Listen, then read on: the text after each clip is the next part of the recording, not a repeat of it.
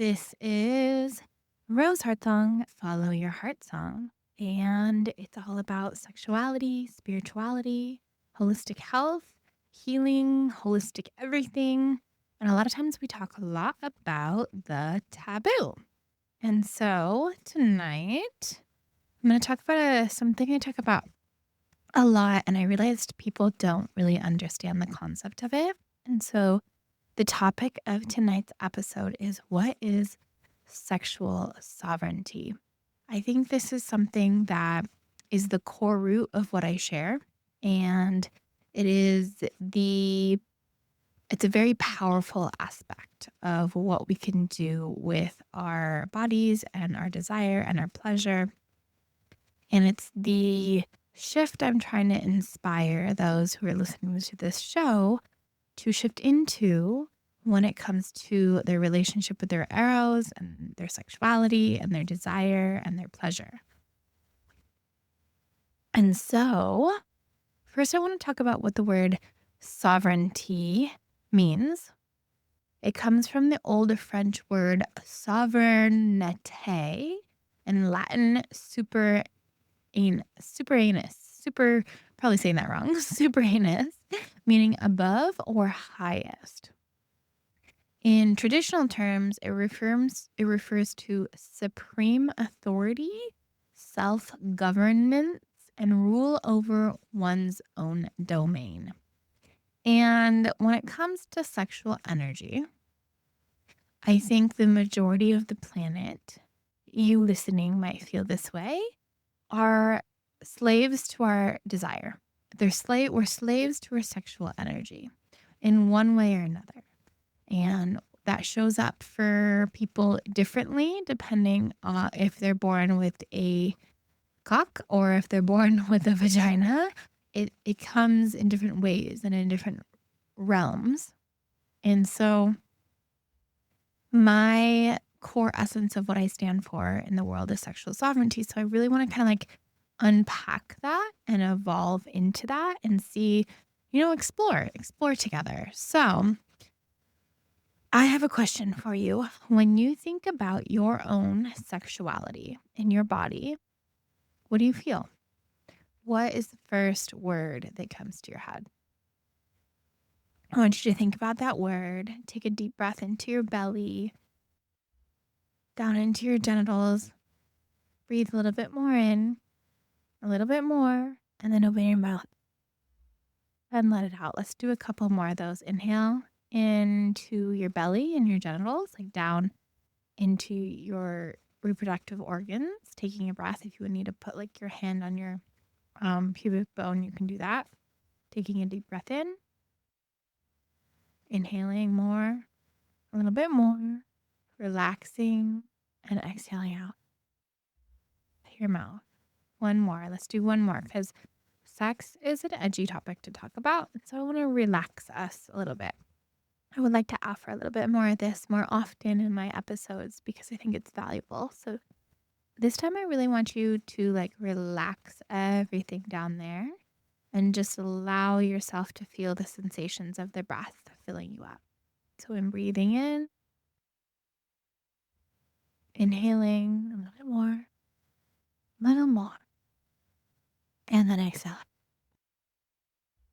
So I want to know, are you ready to be in self-ownership and integrity and freedom in your sexual energy, to live in alignment with your desires, your values, and your truth?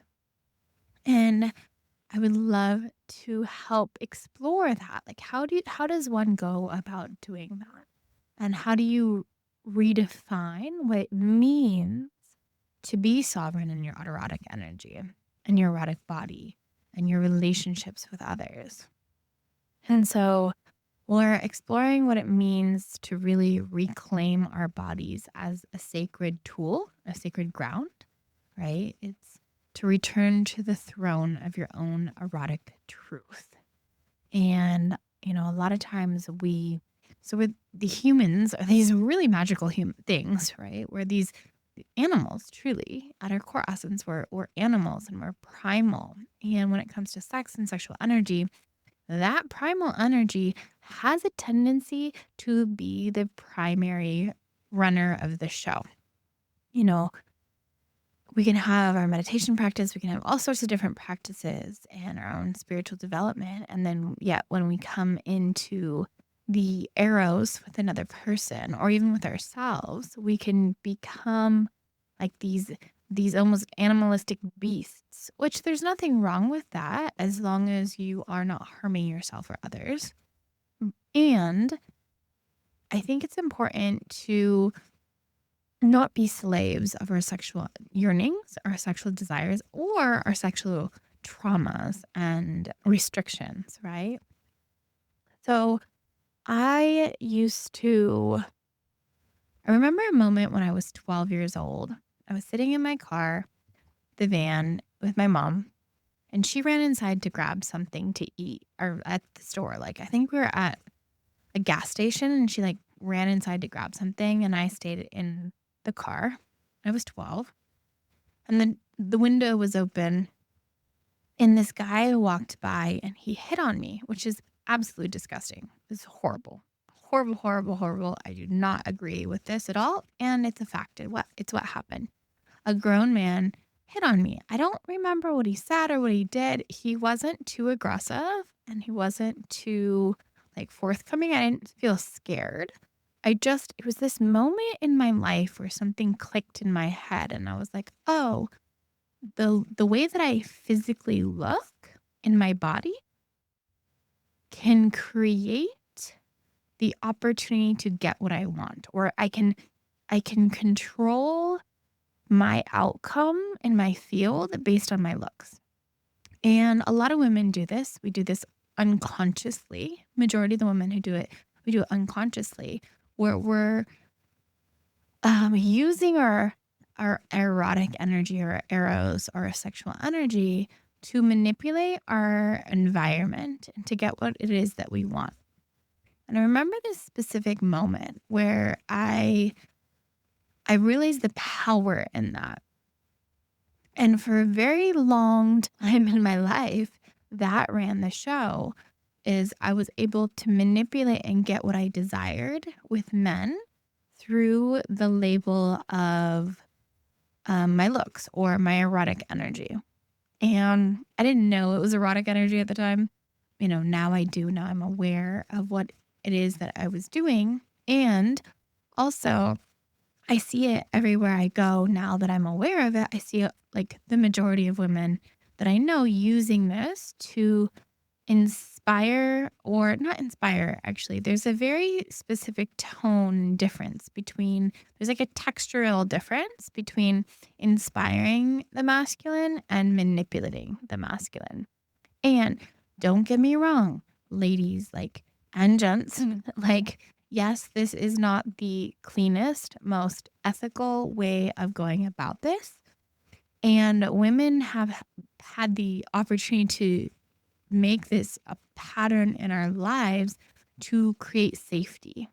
Because for the longest time, thousands and thousands and thousands of years, our sexuality was owned by the masculine. And so to use it to manipulate and to create forms of safety or to create aspects, money or other things that we desire, right? In like a more dramatized version in the modern day era of what I'm talking about right now is what they quote unquote call the gold digger, right? It's that, and we see it here a lot actually in Orange County, all over Southern California, where, there's these women and they're fitting into a certain role and they're going out.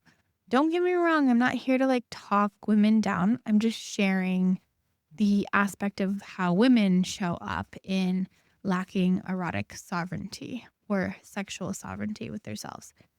And then when it comes to men and the masculine, it has a tendency to kind of be this extractive energy, this leechy, I'll give you this, I'll take you out on a date if I can get laid. Or I'll give you this money if you have sex with me. I'm saying, like, I know that sounds like a prostitution, but really, if you look at it from an outside perspective, a lot of times it's like a man will be in a bar and buy a woman a drink, and in exchange for that drink, he expects or intends or hopes to get laid, right? And so, and what I've noticed with a lot of my male clients, I'm not a man, so I don't understand per se what it is. And working with my male clients, like a lot of times there is this like this deep yearning to experience erotic energy that kind of takes over their bodies. And it's almost like they're not present, and like it helps with anxiety and overwhelm and stress. And there's a submissive aspect to it. A lot of men that are controlled by their sexual energies come across as more submissive in their day-to-day lives, or more I want to use the word like, yeah, submissive is really the best word. I'm gonna not gonna lie. So there is a lack of like grounded energy in them, and there's like this needy yearning energy that comes out. And so I'm expressing this because I want to show the opposite of what sexual sovereignty is and what it creates. And it creates this really interesting like exchange energy. Like it's a transaction. A lot of times sexual energy, the majority of the time, is a transactional experience. I will give you this if you give me that, and I'll give you this if you give me that. And a lot of times it's very mental, it's very primal, and it's not satisfying the majority of the population.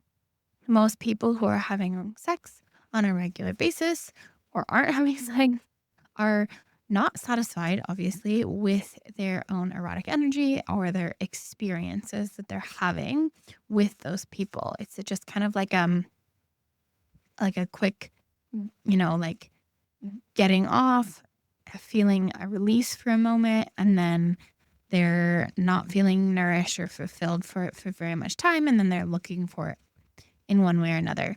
Women also have a tendency to shut down and numb and disassociate and disconnect from their bodies and don't want to have sex.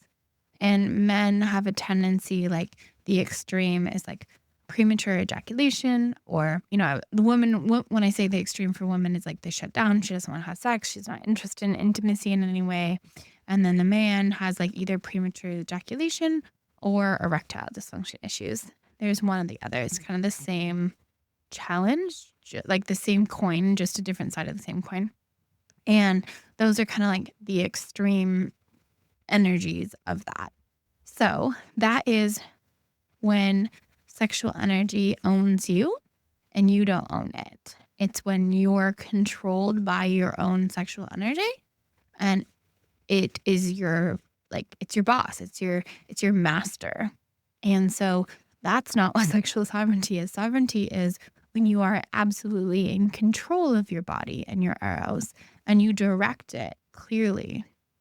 And it's full self-governance and emotional. And sexual energy is like, it's emotional, it's energetic, it's physical. It's like this activating frequency that pulses through your body. And one of the things a lot of people reach out to me for on a regular basis is they had an experience in their body that had to do with or eros, erotic energy. And it was really overwhelming, and it was really intense, and it was big energy.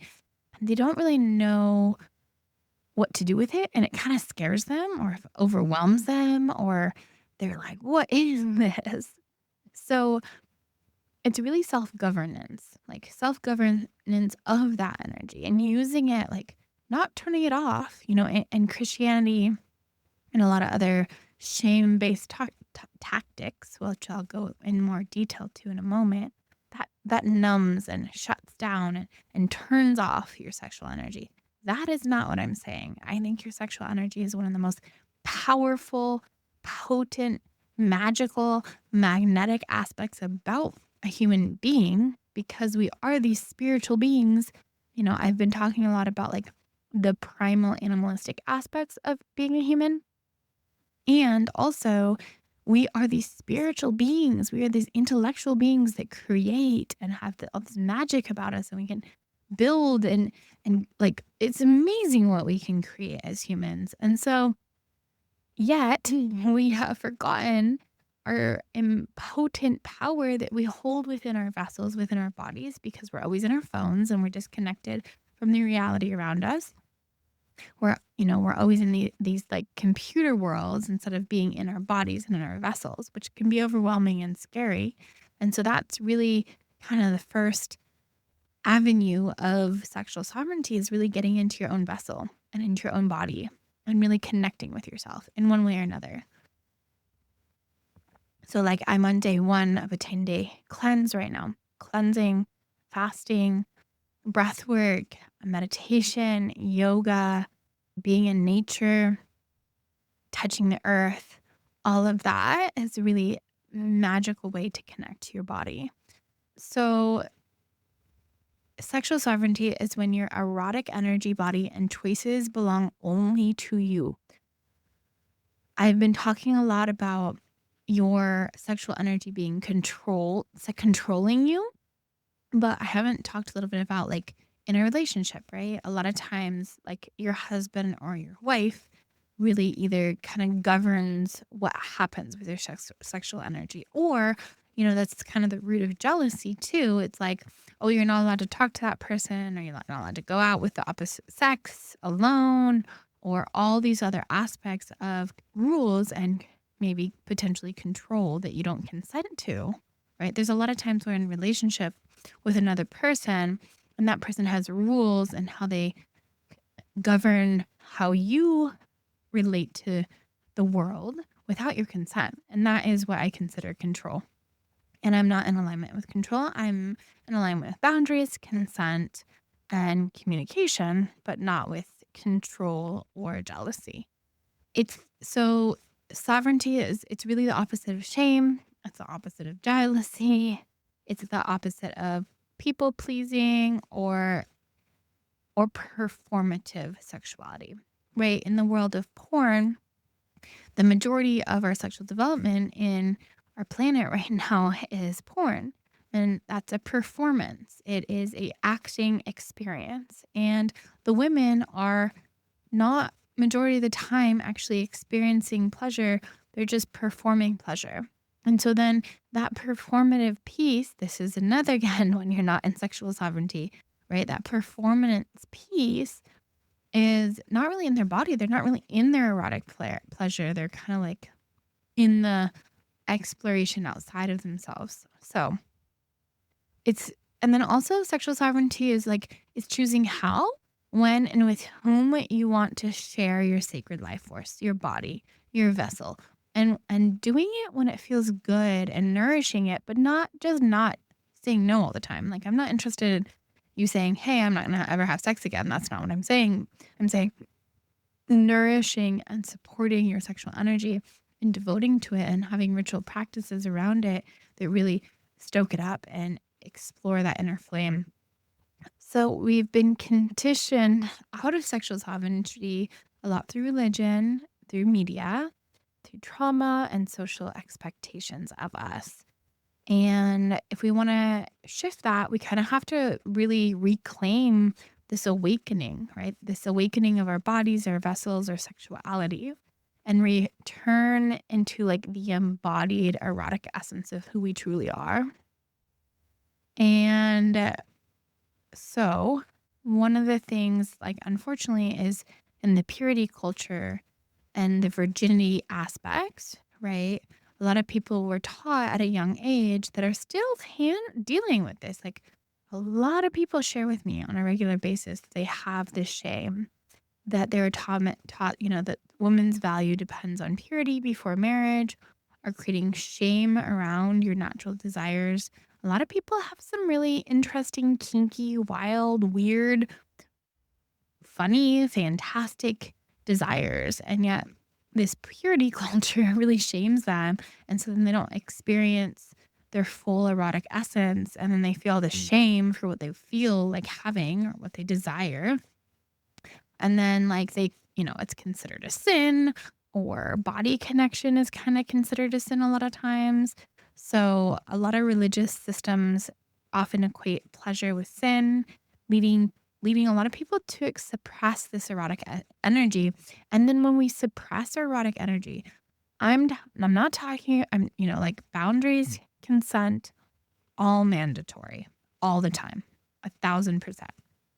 And when we suppress our erotic energy and we don't consensually allow it to happen with others, we, will have a guilt or shame after we're experiencing intimacy.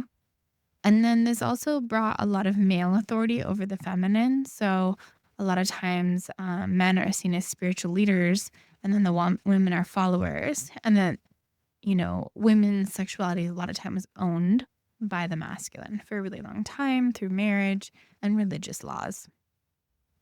And then a lot of times we're also just lacking sacred education when it comes to sexuality.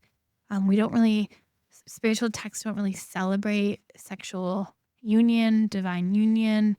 They don't talk about the eros of sex and like how to have a spiritual practice around your sexuality.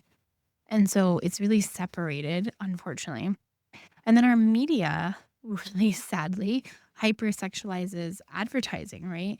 So women's bodies are often used to sell everything from cars to coffee. And they're teaching us that our worth is in what we look like versus what we feel like from inside. There's this external validation of what beauty is. And yet a lot of times the most beautiful women I've ever met from the outside, they're dull and lifeless, and there's no sparkle in their eyes, and they have insecurities, and they're always trying to fit into this perfect little bubble of what beauty is supposed to be. And that's really heartbreaking, really, because then they don't feel it from the inside. Like true beauty radiates from the inside out. And then these things called social media, which really amplify filtered beauty, right? All these filters that are ideals, or they breed insecurity and our constant self objectification, right? We're always comparing ourselves to others. And then, unfortunately, a lot of TV shows and music videos normalize possessiveness or control as passion. And they're confused a lot of times love with ownership. So this is why we're getting confused. This is why we're thinking the way we're thinking, because our society is training us, right? And then trauma. Obviously, a lot of times the majority of human beings have a violation of their boundaries in one way or another, like simple, tiny ones. Like I've had so many times that I've been in bars and men have just touched my hair or grabbed my hair and given me a compliment of how amazing my hair is. But I didn't consent for them to touch my body. I didn't say you're allowed to touch my hair. They just do it. And though that is not okay, and that's not like they're not like molesting me or anything, it still is a violation of my boundaries and my body. And I don't think only until recently have we had the conversation about boundaries. And so a lot of people have experiences of some sort of sexual assault or or like emotional manipulation that disconnects them from the bodies. Like it doesn't have to be an extreme sexual assault. It could be like as simple as what I said about men grabbing my hair. That is a violation of a boundary.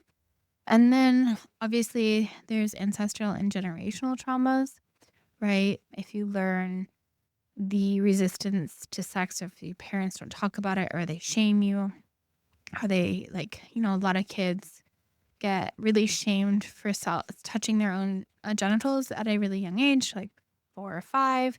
They'll get like their hands smacked away, or they'll get complete shame through it, which of course there's a proper time and place to do that. And we need to teach our kids, what is appropriate and when it's appropriate to touch themselves and when it's not. And also, bringing education in instead of shame or trauma.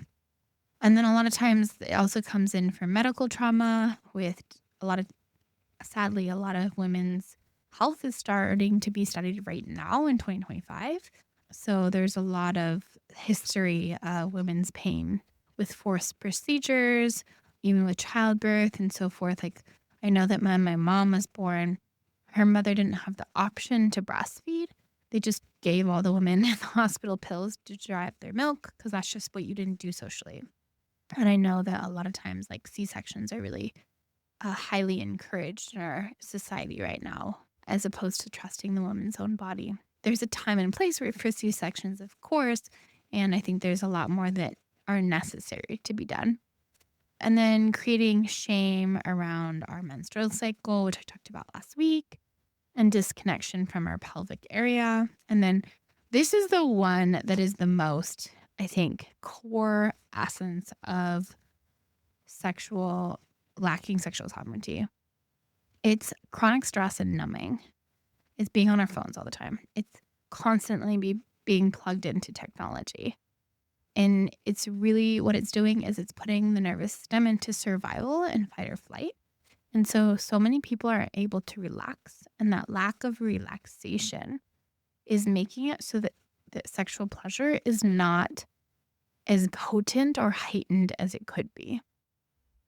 So people are in survival mode, and that makes like pleasure, openness, and embodiment really difficult. And you're not going to be able to have like the most magical orgasms, or you're going to be in your head all the time, and so forth from that experience.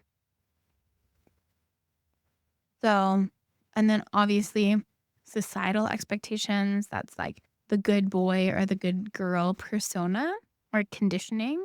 We're rewarded in our society for being polite, accommodating, and self-sacrificing, but we're not rewarded for saying no or expressing our desires.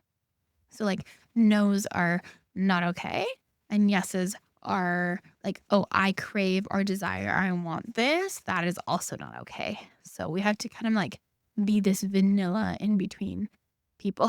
And then gender roles, men are taught to seek and conquest, and women are taught to women's approval. And then women are taught to like kind of play this game, and in that both lose access to authentic intimacy. And then we create productivity over pleasure in our society, right? We got to hustle culture, the hustle culture, get stuff done, make it work. This glorifies our burnout and suppresses sensual rest, making it almost rebellious to slow down and to feel. It's like it's an act of rebellion to take care of yourself right now and to feel good in your body and to have an amazing sex and to feel nourished and just to feel, really. And then there's shame around aging too. A lot of times, especially with women, there's a lot of shame around aging, and there's a lot of shame around menstruation. So our natural cycles are hidden or judged, and then we're disconnecting ourselves from our body and our body's wisdom. So when all of these are, an aspect of our lives subconsciously being given to us, and I think I've shared this on the show before, but when there's a Carl Jung quote, Carl Jung is like the grandfather of psychology. He has a quote that says, "Until you make the unconscious conscious, it will rule your life and you will call it fate." And so all the things I just talked about, right? The lacking sexual sovereignty, all the aspects of it being programmed into our society and our psyche, into our minds, into our bedrooms, that is the unconscious. And the work that I do is bringing that unconscious to the conscious to kind of peel back the layers, like the layers of the onion, and dissect it. Because there's aspects of what you've learned from your childhood that are good and they're working for you and they're amazing. Like you might be super organized, and in your super organizedness, you might have a really clean house and your finances might be really well together and you've done really good at your job. And yet in that, Like, you might also have a perfectionism perspective, right? And that perfectionism is blocking you from experiencing like wild, steamy, hot, sexy, erotic orgasms or like all night sexual adventures. And there's pros and cons to a lot of the things and habits that we do. And so when you bring the unconscious to the conscious and you look at it and you're like, oh, this is something I do. It's like looking at your blind spots, looking at the things that you're doing in your life and the beliefs and the patterns, sitting down and going, okay, great. Is that working? Does that help my life or is it harm my life? Is it causing chaos and destruction or is it causing beauty and grace and love and expansion and safety and security? So it's really important to kind of look at that, right? And see how it is that that is impacting your life and how you want to explore and experience the reality of your consciousness through erotic play. Because a lot of times sexual energy and eros is that unconscious parts of ourselves, and we're calling it fate. We're like, oh, well, this is just our reality. You know, a lot of the people I work with have been married for a really long time, and they just assume that after a certain amount of years with their partner that, sex is just boring or it's just a routine. It's just something you do to like go to sleep. And it's kind of boring and disconnected.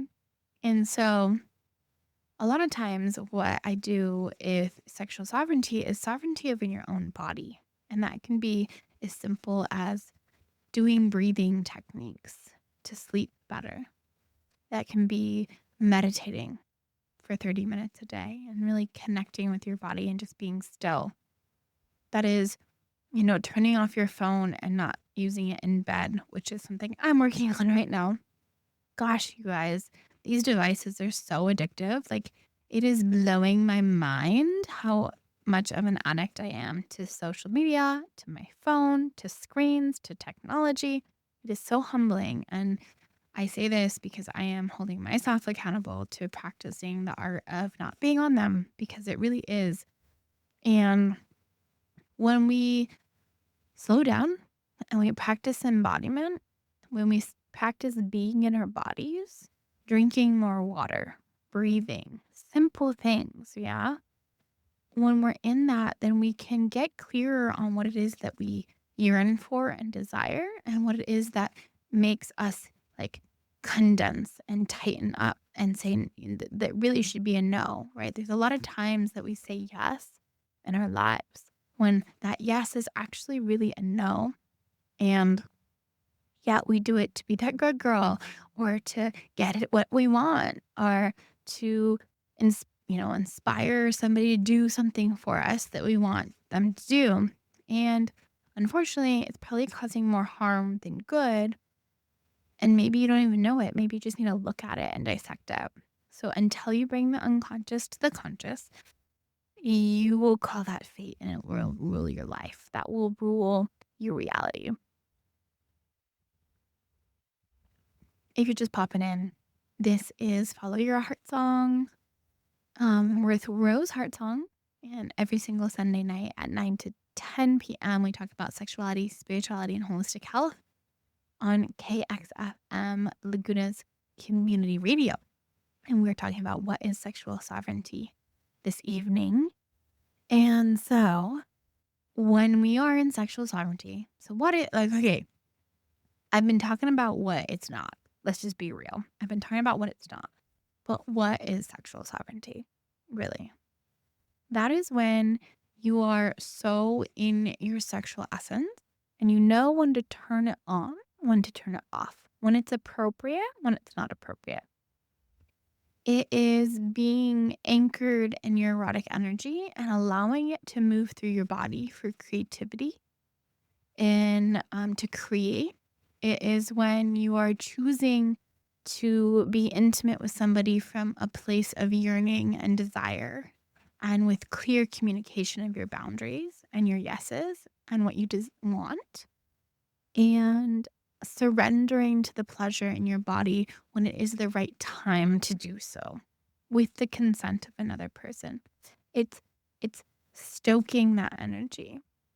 It's for men, for owners of penises, it is really about having control over when you ejaculate. It's having control over when you want something, like really getting clear on what it is that you want and why and what it's going to nourish and fulfill. A lot of men don't realize this. The majority of men don't realize this, but you can have a full body orgasm without ejaculating. And think about it, right? When a man comes, right after he comes, that is when he is the weakest. That is when he is the least in his power. That is when he cannot protect or fight. And so it's his energy is drained. And a lot of times when men, ejaculate regularly, like every day or multiple times a day, or like very consistently, and then they need it to sleep, or they're like, I kind of call it this like jack off energy. And it kind of takes over them. And so what we're doing in the opposite is like really having control over that and really working with the body to bring the energy up the spine, to ground in your sexual energy, to not allow your penis to control your actions, but really your soul and your heart to control your actions, and really being present as opposed to like a needy expectation. Like presence is the sexiest thing a man can be. That's like the most safe, most sexy, most inspiring when he's fully present in his body and his heart and is connected in his eyes. It is so hot. And but when he's in his like cock, right? When that is running the show, women can feel it, and it creates a lack of safety and there's some resistance, or they can feel it and then they can prey on it, right? They can use it as a manipulation technique to get what they desire. And then with women, a lot of times we shut off our sexual energy. We have a tendency to go more numb, right? And disconnect from it. And in that shutting down and numbing and disconnecting, we're losing our power. And our wombs have so much power. And a lot of times women can't have orgasms. And when you can teach your body to relax and do the breath work and to surrender and to dance and like to play in your erotic essence, right? It's like even just like from how you put your clothes on and do your makeup and wash your hair, and like if you're taking baths or slowing down, taking care of yourself. And also I've talked about, yoni massages or yoni eggs on this. You can use yoni eggs or crystal dildos to help kind of massage any numbness on the inside of your vaginal wall to relax and release the tension in there. But you can also start like kind of like training your body to bring the energy up your spine and kind of use it as like a fuel, as a superpower. Like if I'm in a creative flow, or actually not in a creative flow, if I'm blocked creatively and I want to like write something or create a workshop or do something creatively, anything, I can self-pleasure, and that will like kind of like snap me into my creative energy, right? So the world we live in, a lot of times the men or like orgasming too much, and they're spilling their seed chaotically too much, and that's not working, and it's making them not grounded and centered. And women are shutting down and disconnecting from their eros and their erotic energy, and that's creating a lot of blocked energy in their body and a lot of bitterness and resentment and anger. And so being in your erotic flow, being in your feminine essence, it's really your magic and your superpower. And it's important to practice those practices of erotic essence in your vessel so that you can surrender to pleasure and have amazing experiences. One of the ways in which I really tapped into my erotic sovereignty or my sexual sovereignty was I realized in like I think it was in 2018, I realized that I had just gone through this experience of going to all these sex parties for the first time, trying everything. I went from like one extreme to the other. So I went in my sexual sovereignty. I went from like feeling shame for my sexual desires and then going into this like crazy play time with a lot of people. And then I didn't understand my boundaries. I didn't understand, what was a yes or no for me. I wasn't listening. I just was like, this is so fun. I was so high on my erotic energy. So I just tried so much and I fried myself out. I was really stressed out and overwhelmed and having a ton of anxiety and freaking out about a lot of stuff, especially around STIs. It's a huge one that a lot of people do when they're playing with a lot of people that can be really like scary. And so I decided to kind of take a step back and I realized that I was kind of like throwing my sexual energy around everywhere I was going and it was creating chaos in my life.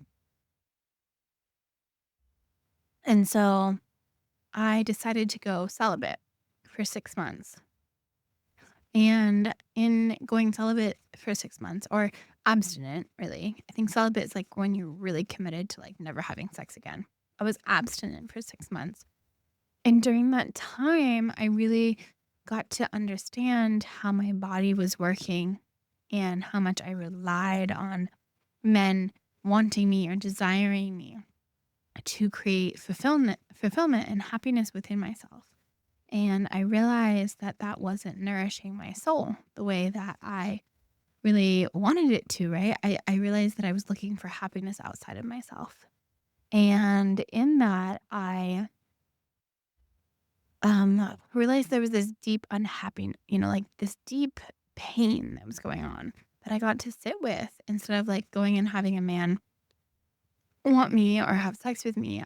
Had to sit with that, whatever I wanted that experience to fill up. And it really helped me become a lot more whole inside of myself.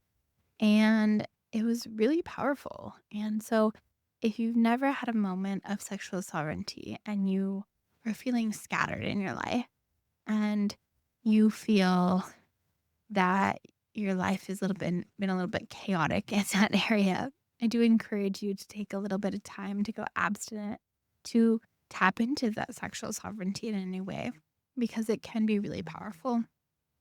And if you're in a relationship, and you want to tap into sexual sovereignty more, it's really important to, have conversations, have deep, authentic conversations with your partner about what it is that you aren't liking in your love life right now.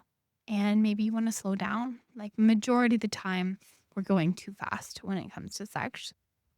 And so maybe you want to be more still, or maybe you want to explore tantra, or maybe you want to explore some kink, or maybe you want to, try new things or you want to bring more spirituality into the bedroom. There's a lot of things that you can try. But there's so many different avenues and worlds. I feel like when it comes to sexual development, it's one of those things that I feel like I've been studying. I've been studying sexual development since 2013, and I know nothing. It's been 13 years and I know nothing. I don't know anything. I'm sitting on the radio. I'm talking about it. I'm a sex coach. I help people with intimacy all the time, and I really don't know anything. I'm a forever student, and so that's something that really intrigues me. And like yoga, there's a lot of like spiritual practices. It really can be a powerful spiritual practice. So being an erotic sovereignty is having sex with who you want, when you want, the way you desire, in a way that nourishes you and nourishes that person, and you feel nourished and fulfilled and filled up, and you don't feel submissive to your sexual energy. You feel in control of your sexual energy. So I want you to, if you can, I would love for you to close your eyes for a moment and to just kind of scan your body and see, where your yes lives in your body. Where does yes feel like? What does a yes feel like when I say, like, when somebody says, do you want to do this? And it's a yes, it's like total body, holy yes. Where does that live in your body? I want you to scan your body right now. Where does yes live? And really connect to that yes and know what that yes is. Yes lives in my heart. Like, when I think about a holy yes, like my heart just like feels like a sunshine. It's like a warm sunshine feeling over it. And then where does your no live? Where is your like holy no? Holy F no, right? Like that, yeah, I know this is a no and I'm never going to do it again. And I'm going to say no. Where does that live in your body? Scanning your body. For me, it lives right above my belly button, kind of like in that like crevice, like in alignment with my ribs, like where your ribs end in your belly, like above your belly button, like 2 inches above it, or wherever it is in your body. That's where it is. That's where mine is. And I really want to encourage you to practice listening to your yeses and your nos and honoring them without judgment. And know that your body is your home. Really treating it like a sacred home, and that your pleasure is your birthright and your sovereignty is really sacred. And it's a beautiful gift that you can give to yourself. So I highly encourage that you tap into that. If you'd like to have a conversation with me about it, please do. You can reach out to me at roseheartsong.com and schedule a consultation there. I'd love to chat with you if you have anything on your heart that has been going on regarding lack of control in your sexuality or not being fulfilled in your desires the way you want. And you can find me also on Rose Heartsong on Instagram.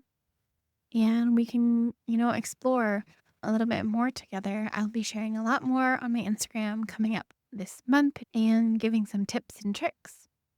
And it would be an absolute honor to have you in and along on that ride. So again, it's Rose Heartsong, RoseHeartsong.com, and my Instagram is Rose Heartsong. It's been a pleasure to be with you here tonight. Thank you so much for listening.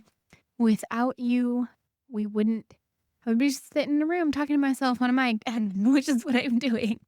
But I'm talking to you, and I feel that, and I'm grateful for you. So thank you for being here.